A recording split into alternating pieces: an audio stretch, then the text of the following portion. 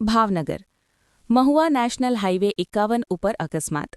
મહુવા નજીક ઉમણિયાવદર ચોકડી પાસે અકસ્માત. રોંગ સાઇડમાં આવતા લોડિંગ ટ્રેક્ટરના ડ્રાઈવર સ્ટીયરિંગ ઉપરથી કાબૂ ગુમાવ્યો હતો. જો કે જાનહાનિ નહીં થતાં મોટી દુર્ઘટના ટળી હતી. ગઈકાલે જ ઉમણિયાવદર ચોકડી પાસે કટ આપવાની માંગ સાથે ખેડૂતોએ ચૂંટણી બહિષ્કારનો રણશીંગુ ફૂંક્યું હતો. હાઇવે ઉપર ટ્રેક્ટર આડું પડવાથી ટ્રાફિક જામ થયો હતો. અહીં કટ નહીં હોવાથી વાહનચાલકો રોંગ સાઇડમાં પોતાનું વાહન ચલાવવા મજબૂર બને છે. અન્ય 4 કિલોમીટર સુધી ફરવા જવું પડે છે. હિરેન મારૂ સાથે ફિરોઝ મલેક, ભાવનગર.